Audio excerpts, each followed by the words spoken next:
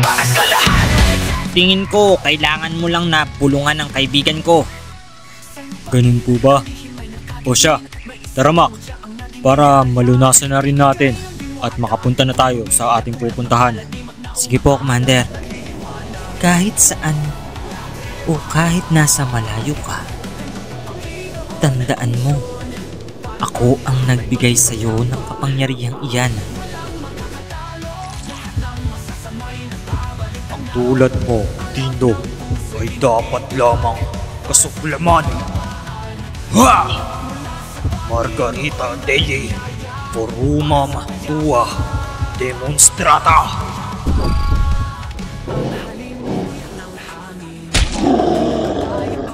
Isa kang makasalanan.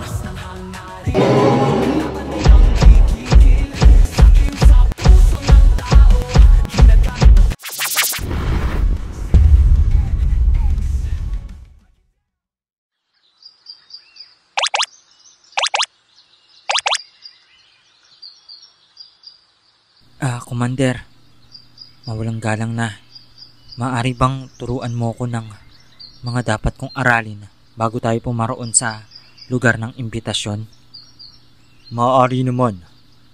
Ngunit, ang tanong, handa ka na ba matsurba? Anong tsurba, Commander? Wala. Kako, handa ka na ba sa mga pagsubok? Hindi lang sa mental at pisikal ang kailangan hasain sa iyo. Handa na po ako matsurba.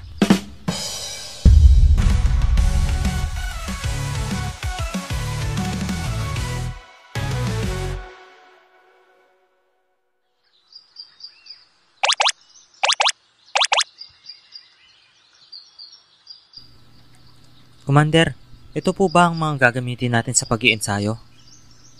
Sandali lang. Anong kinalaman ng mga yan? Hindi yan ang kailangan mo para maaral mo ang mga dapat aralin sa iyong mutya. Kung ganun, ano po ba ang mga dapat kong unahin, Commander? Unang-una, ang mental.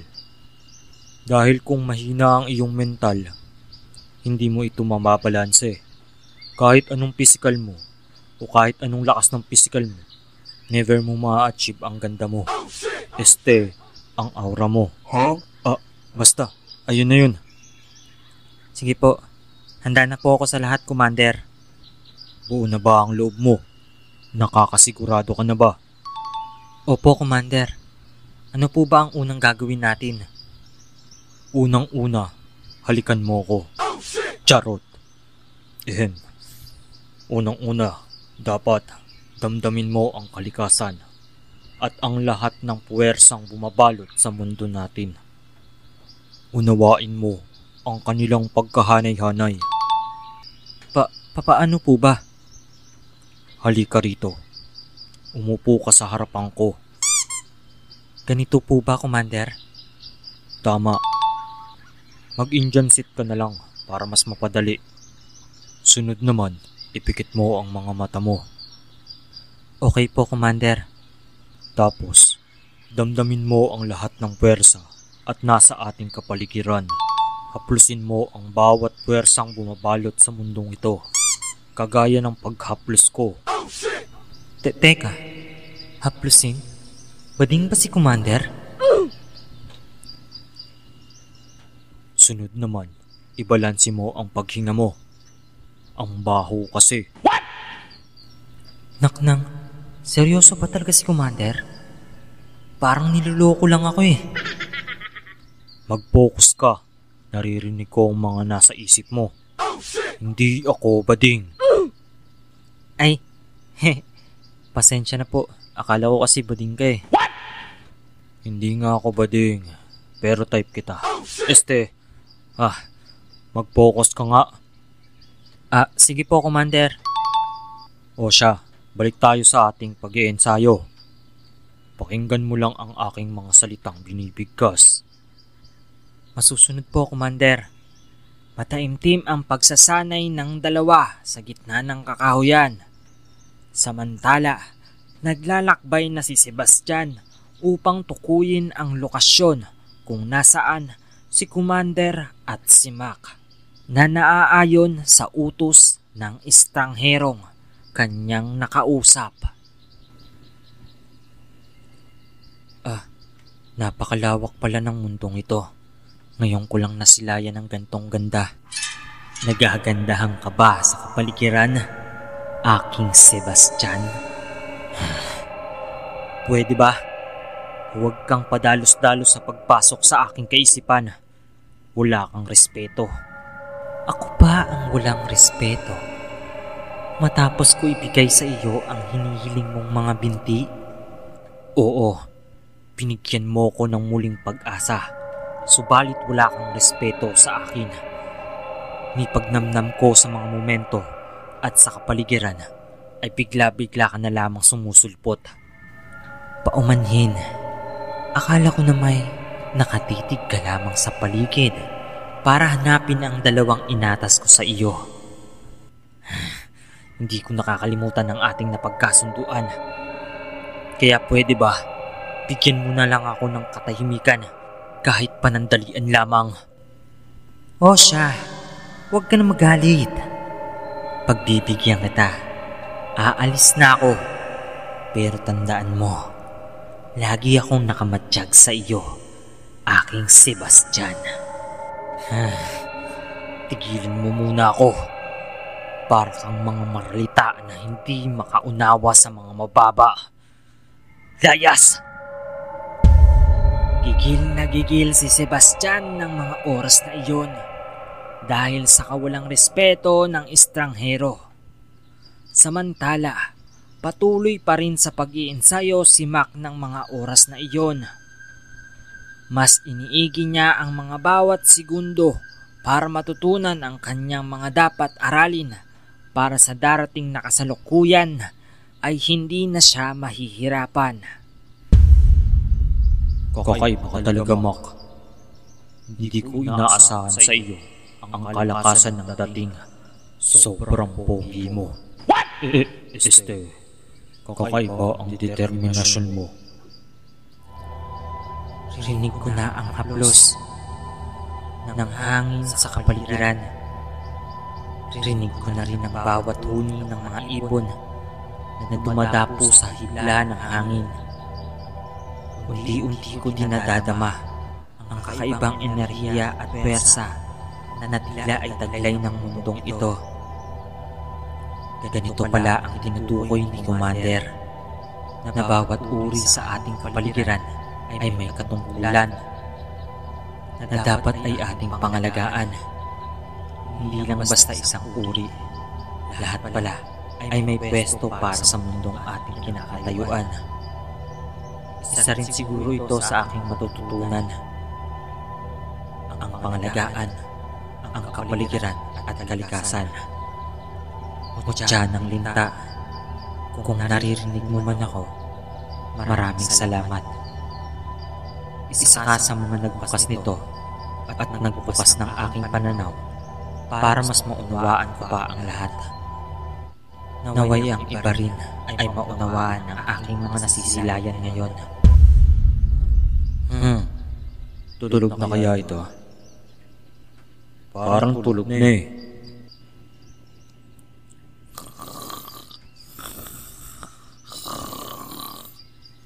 Tulog na nga. Hoy, Mok! Tulog ka na yata. Sabi mo gustong matuto, tapos tutulugan mo ko. Hindi po ako tulog, Commander. Talaga ba? Sabi mo eh. Bakit tumutulo yung laway mo at humihilik ka na? Hindi po. Ano lang yan, baka tulo lang po ng ulan sa puno tapos dumapo sa bibig ko. What? Ulan? Kay hapon at ang tirik-tirik ng araw. Paanong ulan? Ay, tapos na ang unang pag-iensayo mo. Phase 2 naman tayo. Dapat na may aralin mo ang pisikal. Halika, tumayo ka rito. Okay po, Commander. Alam mo ba yung squat? Yun ba yung pag pinapagalitan ka ng mga guro, Commander? Tama. Sa iyong pananaw, para saan ang squat? Hindi ko alam, Commander eh. Di mo alam? Simple lang, pampalaki ng puwet. Para matuto ka ng balanse. Sige, mag-squat ka. Tapos ilagay mo itong troso sa iyong palad. Ganito po ba? Tama, ganyan nga. Sunod, ipikit mo ang iyong mga mata. Masusunod po. Dapat wag kang aalis sa pwesto mo Seryoso ba talaga si Commander? Nililoko na lang ata ako nito eh.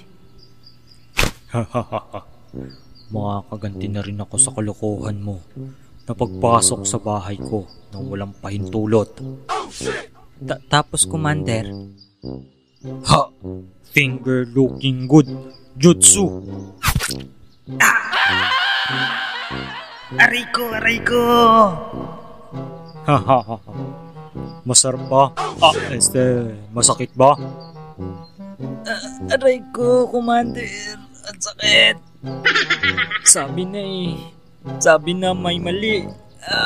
Pinagtitripan mo na lang ako. Aray. Loko-loko ka kasi. Yan ang ganti ko sa'yo nung pumasok ka sa bahay ko nang walang pahintulot. Ang tagal na nun na. Sandali lang, Mac. Tumahimik ka. May nararamdaman akong papalapit sa ating lokasyon. Anong nararamdaman? Ako yung may nararamdaman ni. Ang sakit ng pet ko, Commander. Seryoso ako. Tumahimik ka muna.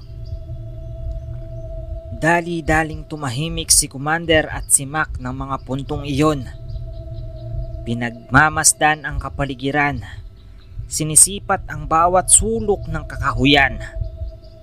Ngunit unti-unti namang papalapit si Sebastian sa kanilang lokasyon. At bakas sa mata ni Sebastian ang puot at galit dahil sa kanyang mga natamo nung ito ay hindi pa makalakad.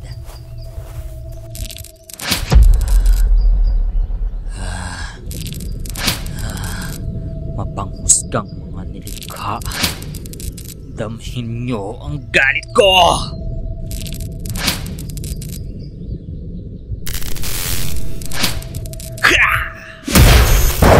Umilag ka, Mac! Commander!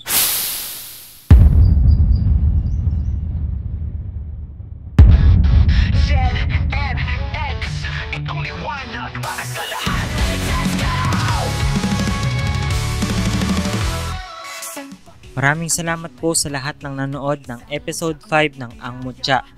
Sana po ay nagustuhan nyo at alam ko maraming nabitin sa inyo. Pero kaya po ito ay bitin o may to be continued dahil para mas maunawaan nyo ang ating papalabas na bagong series na tumutugma sa Ang Mutya. At maraming salamat po pala mga kamandrigma sa walang sawang sumusuporta. 100k na po tayo mga kamandrigma at alam ko ay madadagdagan pa po tayo. Maraming salamat po at patuloy pa rin kayong sumusuporta sa ating mga teleserye na ina-upload. This October 25 po pala ay magla-launch tayo ng 2 design ng ating merch. Naway suportahan nyo po ang ating merch na ilalabas ngayong Oktubre. Nalalapit na rin po ang aking kaarawan, ngunit mas pinili ko na lang po na mag-upload pa ng mga sunod-sunod at marami pang upload. So ngayong darating na Oktubre ay weekly po ang ating upload. So ano pang hinihintay natin? Shoutout naman tayo. Shoutout kay paring Tarzan in Palawan, Jeza Punsalan, Rezalyn Constantino, Lawrence Pugero, Jade Handsome, Mark Anthony Binga, Dude Soloner, Alejandro Magbayo, Mark Latino, Christopher Kent Medes, Arvin Pesimo at sa kanyang asawa na si Jemeline Potenciano, Maria Cristina Goma, Jeffrey Ramos, Cassandra Docabo, Jay Mabong, Agimat ng Mangyan, Marvin Faredes, Barbie Nablo, Joe Villamor, Judith A. Fable, Aaron Rodriguez, Gojo Saturo, Ryan Santiago, Aguilar Raymond Angelo, Sheila May Oquino, Angelito Lauro, Jennifer Ferin Pante, kay Trupa Explorer, God L, Jenny Saysip, Ryan Humento, Elton Vlog, Kateriza Tarang, Grace Kim,